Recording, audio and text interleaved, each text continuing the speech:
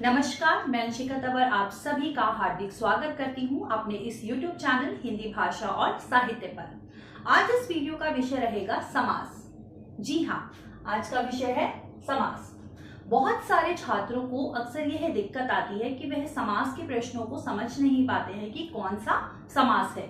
तो पहले हम समास को समझेंगे कि समास है क्या, और फिर उसके भेदों को हम समझेंगे ट्रिक के माध्यम से। तो आज इस विषय को हम समझेंगे शॉर्ट ट्रिक से। तो चलिए शुरू करते हैं। बच्चे, किसी भी विषय को समझने से पहले जरूरी है कि उसके शाब्दिक अर्थ को समझ लेना या फिर उसकी परिभाषा को समझ लेना। अगर हम उस टॉपिक के विषय को समझ लेते हैं, यानी कि वह है क्या, उसका नाम क्या है और उसके नाम का अर्थ क्या है, अगर हम यह समझ लेते हैं तो उस विषय को या फिर उस टॉपिक को समझ लेना हमारे लिए बहुत ही आसान हो जाता है। तो अगर समास की बात करें हम, तो समास का शाब्दिक अर्थ होता है पास लाना। ठीक है, अब परिभाषा देखते हैं। परिभाषा क्या कहती है?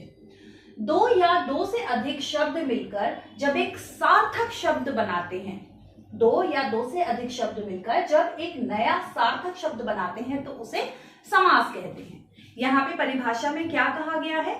दो या फिर दो से अधिक शब्द मिलकर एक नया सार्थक शब्द बना रहे हैं, यानी कि ज्यादा शब्द मिलकर एक शब्द बना रहे हैं। तो क्या हुआ? ज्यादा शब्द पास आए और पास आकर एक शब्द बना दिया।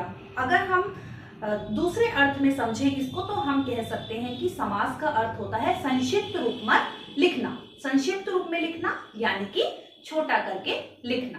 अब बात करते हैं समास के भेदों की।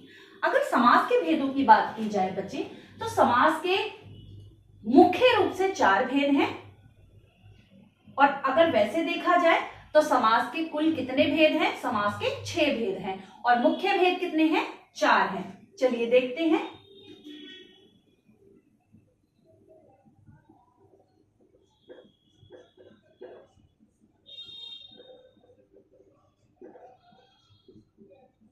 समास के भेद कितने बताए मैंने? 6 भेद होते हैं समास के। कौन कौन से?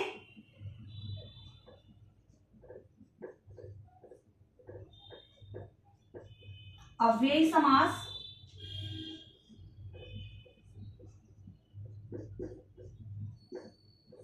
बहुव्रीहि समास,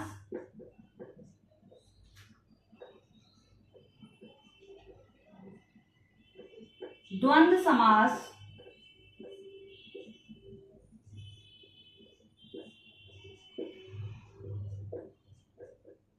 तत्पुरुष समास। और इस तत्पुरुष समास के बच्चे 2 भेद होते हैं। इसके 2 भेद हैं। कौन कौन से?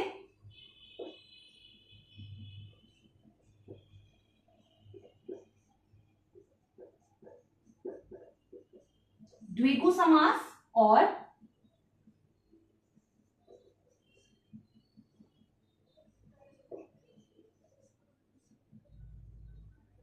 कर्मधारय समास। तो समास के कुल कितने भेद हुए? 6 भेद। अव्ययी समास, बहुव्रीहि समास, द्वंद्व समास, तत्पुरुष समास, द्विगु समास और कर्मधारय समास। अब इनके भेदों को हम समझने के लिए जरूरी है कि यह समझना कि किस समास में कौन सा पद प्रधान है। ठीक है, चलिए एक एक करके हम इन्हें समझते हैं। अव्यय समास को समझते हैं। अव्यय समास क्या है बच्चे? अव्यय समास में पूर्व पद यानी कि प्रथम पद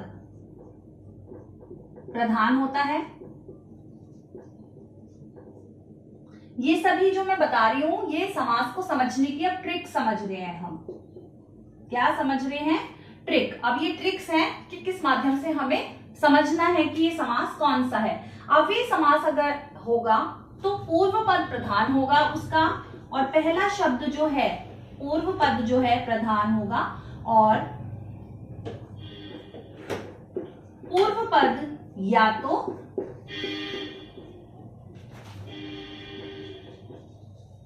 अविकारी शब्द होगा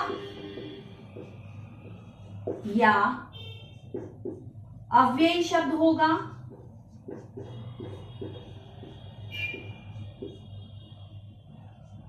या फिर जो पहला शब्द है, उपसर्ग भी आप इसको कह सकते हैं। अव्यय को क्या कहते हैं? अव्यय शब्द यानी कि उपसर्ग। उदाहरण के माध्यम से समझते हैं कैसे। जैसे कि देखिए, भरपेट, प्रतिदिन,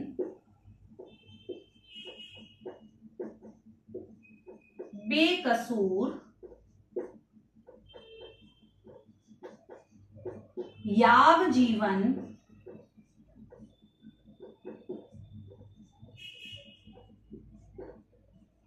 यथासंभव,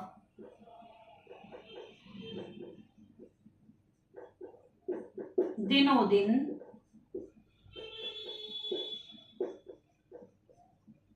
बारंबार। क्या बताया मैंने कि अगर अव्ययी समास होगा तो पहला पद जो है वो प्रधान होता है इसके अंदर, और पूर्व पद यानी कि पहला पद जो है वो या तो अविकारी शब्द होगा या फिर अव्ययी शब्द होगा। जैसे कि देखिए, भरपेट, अगर हम भरपेट की बात करेंगे तो बच्चे, भर पहला पद जो है, दो पद है भर और पेट, पहला शब्द प्रधान है, पहला पद प्रधान है, इसलिए भर जो है वो अव्ययी शब्द है, इसलिए हमने पहचान लिया ये कौन सा है? अव्ययी समास है। प्रतिदिन, प्रति उपसर्ग है, इसलिए ये क्या है? अव्ययी समास है। बेकसूर में बे उपसर्ग है, याव जीवन में याव क्या है? अव्ययी शब्द है। यथासंभव में यथा जो है वो अव्ययी शब्द है। एक और चीज बच्चे, अगर शब्द की आवृत्ति बार बार हो रही है, दिनों दिन यानी कि दिन दिन, हर दिन, तो यहाँ पे क्या हुआ है? दिन दिन की आवृत्ति हुई है यानी कि रिपीट हुआ है। आप ये कह सकते हैं कि रिपीटेड वर्ड्स अगर आते हैं तो वो भी क्या होगा? अव्ययी समास होगा। और इस अव्ययी समास को समझने की एक ट्रिक और है, वो क्या है? आप इस शब्द को क्या करेंगे? वाक्य में प्रयोग करके देखिए। अगर शब्द क्रिया विशेषण का काम कर रहा है वाक्य में, तो संभवतः ही वह क्या है? अव्ययी समास है। निश्चित रूप से अव्ययी समास है, संभवतः नहीं कहेंगे, निश्चित रूप से ही वह अव्ययी समास है। जैसे कि देखिए, भरपेट, बालकों ने भरपेट खाना खाया, तो भरपेट क्या है? विशेषण का काम कर रहा है, इसलिए ये अव्ययी समास है। तो अव्ययी समास को हमने समझना कैसे है? हमने देखना है कि पूर्व पद जो है वो प्रधान होना चाहिए, ठीक है? पूर्व पद जो है, पहला पद जो है या तो अव्ययी शब्द होना चाहिए या फिर अविकारी शब्द होना चाहिए। उपसर्ग देखेंगे आप, उपसर्ग निकाल के देखिए, अगर उपसर्ग निकल रहा है तो वो अव्ययी शब्द है, अव्ययी शब्द है। और अगर कोई रिपीटेड वर्ड्स है, जैसे कि बारंबार, बारंबार का अर्थ होता है बार बार, बारंबार का अर्थ क्या होता है? बार बार। तो ये शब्द बार बार आया है, दो बार आया है, आवृत्ति हुई है इसकी, तो इसीलिए यह अव्ययी समास है। अब समझते हैं द्वंद्व समास को। द्वंद्व समास क्या होता है, इसको समझने की ट्रिक देखते हैं बच्चे। इसकी ट्रिक क्या होगी द्वंद्व समास की? द्वंद्व समास में दोनों पद जो है बच्चे, वो दोनों ही पद प्रधान होते हैं। पहला क्या हुआ? दोनों पद प्रधान होंगे। और दूसरी चीज क्या है? इन दोनों ही पदों का एक दूसरे से संबंध होता है। और वह कैसा संबंध है? या तो वे दोनों पद एक दूसरे के विलोम होंगे, या वह दोनों ही पद एक दूसरे के पूरक होंगे, या फिर वह सहचारी शब्द होंगे। देखिए किस तरीके से दोनों का एक दूसरे पद से ही संबंध होगा।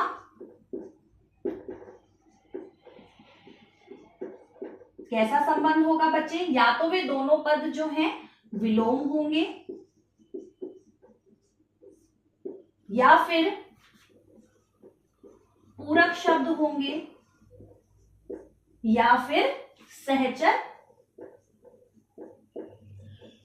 शब्द होंगे। अब आप सोच रहे होंगे, विलोम तो आपको पता होगा कि मैम पूरक क्या होते हैं। पूरक का अर्थ होता है बच्चे वे पद जो एक दूसरे को पूरा करें। जैसे कि कहे दाल चावल, तो चावल खाली अकेले तो नहीं खा सकते, उसके लिए दाल भी चाहिए, दाल रोटी, रोटी खाने के लिए दाल भी चाहिए, है ना। इसी तरीके से जैसे कि दाल रोटी, तो इन दोनों, ये दोनों क्या है, एक दूसरे के पूरक हैं। और सहचर की अगर बात करें बच्चे, सहचर का अर्थ होता है जो दोनों ही शब्द साथ चलते हों। जैसे कि अगर कहें घास फूस, तो हम ये साथ, घास के साथ फूस भी लगा देते हैं, घास फूस, तो घास के साथ फूस भी आया, तो ये क्या हुआ, सहचर शब्द हुआ। ठीक है। इसी तरीके से हम कहते हैं काम धंधा, तो काम के साथ धंधा भी आया, तो दोनों ही शब्द क्या है, एक दूसरे से संबंधित हैं। ठीक है। या कैसे संबंधित हैं, या तो वे विलोम होंगे, या एक दूसरे के पूरक होंगे, या फिर वे क्या होंगे, सहचर होंगे, यानी कि एक के साथ दूसरा भी साथ आएगा। विलोम शब्द जैसे कि देखिए उदाहरण देखते हैं कौन कौन से हैं, द्वंद्व समास के उदाहरण देखते हैं। गंगा यमुना, दोनों का एक दूसरे से संबंध है। दूसरा माता पिता, दिन रात,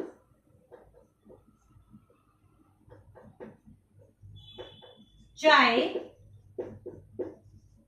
कॉफी, ये सभी क्या है बच्चे, द्वंद्व समास के उदाहरण है। तो ट्रिक क्या थी, दोनों ही पद प्रधान होंगे, दोनों पदों का आपस में संबंध होगा। कैसा संबंध होगा, या तो दोनों शब्द विलोम होंगे, एक दूसरे के विपरीत होंगे, या फिर सहचर शब्द होंगे, या फिर एक दूसरे के पूरक होंगे। अब समझते हैं बहुव्रीहि समास को। बहुव्रीहि समास की ट्रिक क्या होगी, कैसे समझेंगे कि ये बहुव्रीहि समास है। बहुव्रीहि समास के अंदर क्या होता है बच्चे, बहुव्रीहि समास में जो दोनों पद हैं, दोनों ही पद प्रधान नहीं होते, यानी कि बहुव्रीहि समास में कोई पद प्रधान नहीं होता, कोई पद प्रधान नहीं होता।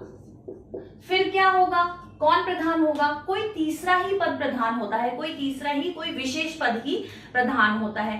कैसे, अब अगर मैं आपको कहूं दशानन, मैंने आपको एक शब्द कहा दशानन,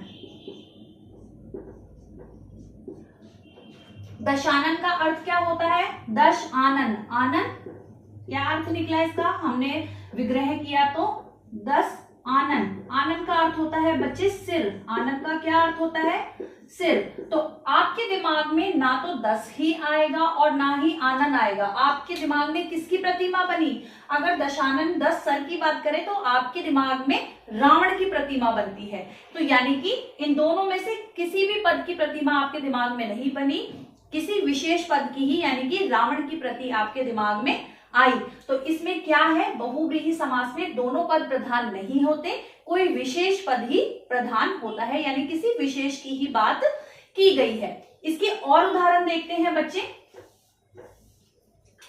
जैसे कि चक्रपाणी,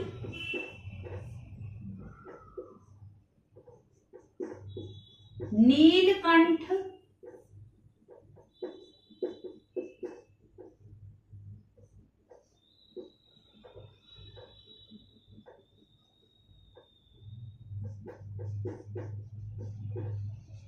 गिरिधर,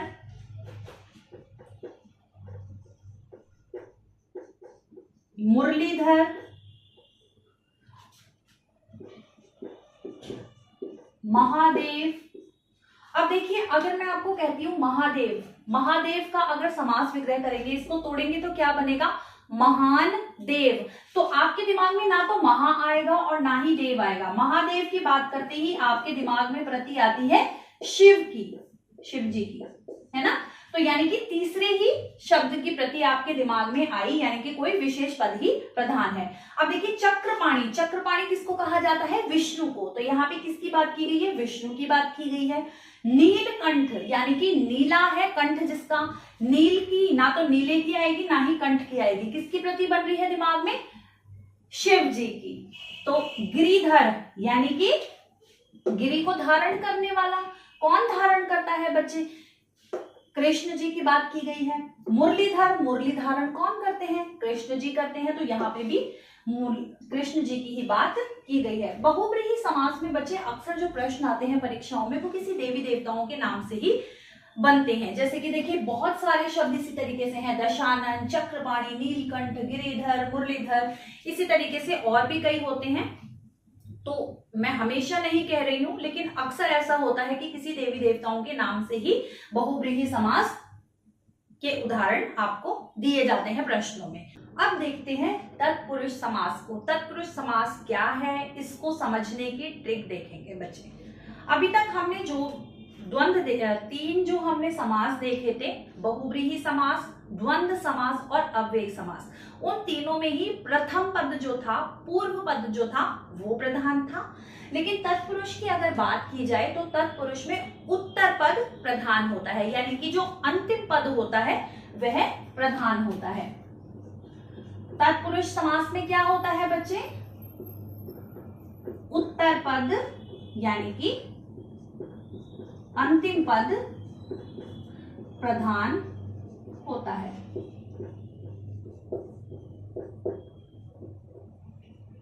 अब अगर तत्पुरुष समास का उत्तर पद प्रधान है तो तत्पुरुष के जो दो भेद हैं कौन कौन से हैं? द्विगु समास और कर्मधारय समास, उन दोनों में भी उत्तर पद ही प्रधान होता है। अब इसके समझने का देखेंगे कैसे समझते हैं इसको। बच्चे तत्पुरुष समास को समझने का इसकी ट्रिक ये है कि आप समास का विग्रह कर दीजिए, यानी कि जो आपको शब्द दिया जाएगा, जो आपको पद दिए जाएंगे उसको तोड़ दीजिए। कैसे तोड़ना है ये देखिए, जैसे कि आपको दिया है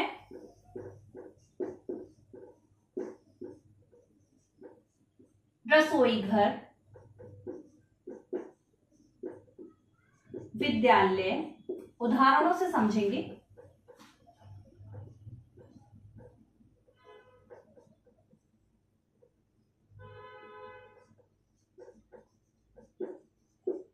देश निकाला।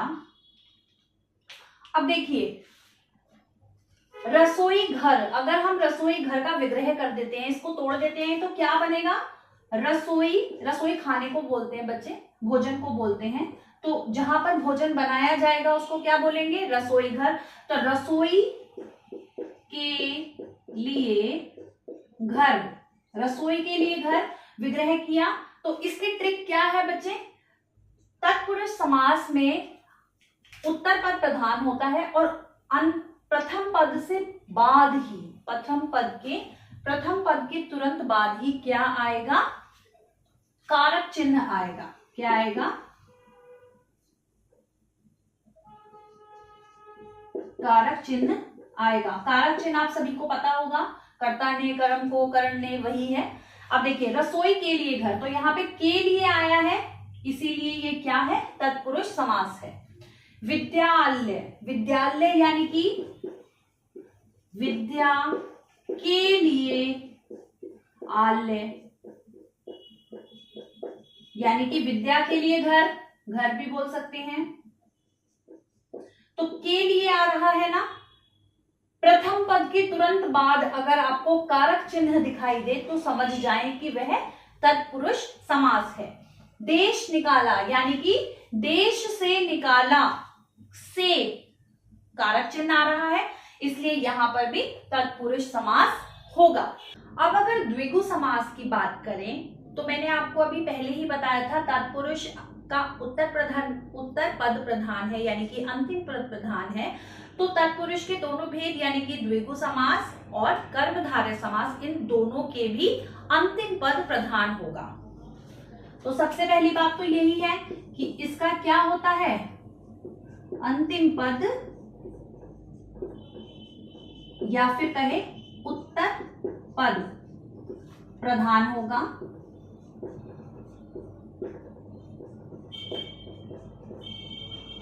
और दूसरी चीज क्या है, वो है इंपॉर्टेंट ट्रिक। द्विगु समास को समझने के लिए बच्चे, द्विगु समास को समझने के लिए जो ट्रिक है वो यह है कि जो प्रथम पद होगा वह क्या होगा, संख्यावाची शब्द होगा। क्या होगा, संख्यावाची शब्द होगा। कैसे, देखिए उदाहरण से समझेंगे। चौराहा,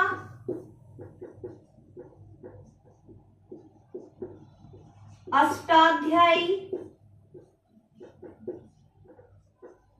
नवरत्न, नवरात्रि, चौराहा, चौमासा, पंचवटी,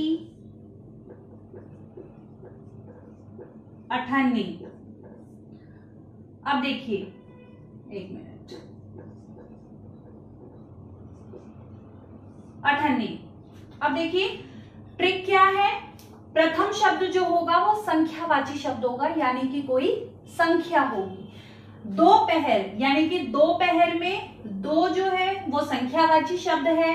अष्टाध्यायी, अष्टाध्यायी, अष्ट शब्द जो है संख्यावाची शब्द है। नवरत्न यानी कि नवरत्न, नवरात्रि यानी कि नवरात्रे, तो नव जो है वो भी एक संख्यावाची शब्द है। चौराहा यानी कि चार राहें, चौमासा चार मास, चौ जो है वो संख्यावाची शब्द है, एक संख्या है। पंचवटी में पंच जो है संख्यावाची शब्द है, अठन्नी में अट जो है वो संख्यावाची शब्द है, यानी कि संख्या है। तो द्विगु समास को पहचानने की सबसे अच्छी ट्रिक क्या है कि प्रथम पद जो है वो संख्यावाची शब्द होगा। इसी तरीके से आपको प्रश्न मिलेंगे आपकी परीक्षा में। अब समझते हैं कर्मधारय समास को। कर्मधारय समास में बच्चे उत्तर पद यानी कि अंतिम पद जो है वह प्रधान होता है। अंतिम पद प्रधान होगा और क्या होगा, दोनों पदों में आप ये देखेंगे कि कर्मधारय समास में या तो विशेषण विशेष्य का संबंध होगा,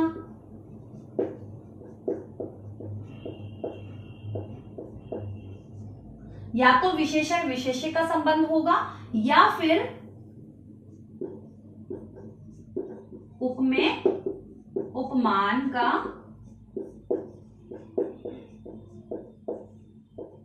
संबंध होगा। उपमेय उपमान का संबंध हो। अब उपमेय क्या है, अब आप सोचेंगे कि उपमेय और उपमान क्या है। उपमेय क्या होता है बच्चे, मुख्य वस्तु, मुख्य वस्तु जिसकी तुलना की जा रही है उपमान से। उपमान क्या है, जिससे उसकी तुलना की जा रही है, जिससे तुलना की जाए। उदाहरण से समझेंगे। एक उदाहरण है कमल चरण। तो कमल चरण यानी कि चरण कैसे हैं, कमल की तरह कोमल है। तो यहां पर कमल क्या हुआ, कमल उपमान हुआ, और चरण क्या है, मुख्य वस्तु है, तो इसलिए यह उपमेय हुआ। अब दूसरा देखते हैं, चंद्रमुख। चंद्र को मुख के समान बताया गया है। मुख की तुलना किससे की जा रही है, चांद से। तो चांद क्या है, उपमान है, और मुख क्या है, उपमेय है। इसी तरीके से अगर विशेषण विशेष्य, विशेषण क्या होता है बच्चे, जिसकी जो विशेषता बताई जा रही है, और विशेष्य जिसकी विशेषता बताई जा रही है। उदाहरण देखिए, विशेषण विशेष्य का बता रही हूं, काला बंदर। काला बंदर, काला क्या हुआ, विशेषण हुआ, और ये काला किसको बताया जा रहा है, बंदर को बताया जा रहा है। तो काला क्या हुआ, विशेष्य हुआ। जिसकी विशेषता बताई जा रही है वो विशेष्य होता है, और जो विशेषता बताई जा रही है उसके बारे में जो बात कही जा रही है वो विशेषण होता है। तो किसी भी समास में अगर आपको विशेषण विशेष्य का संबंध दिखे, उपमेय उपमान का संबंध दिखे, तो वहां पर आपका कर्मधारय समास होता है। अगर आपको वीडियो पसंद आई है तो लाइक करिए, चैनल को सब्सक्राइब करिए जिससे कि और भी सारे नोटिफिकेशंस आपको मिल सके। शेयर कर कीजिए जिससे कि आपके मित्रों को भी इस वीडियो का लाभ मिल सके।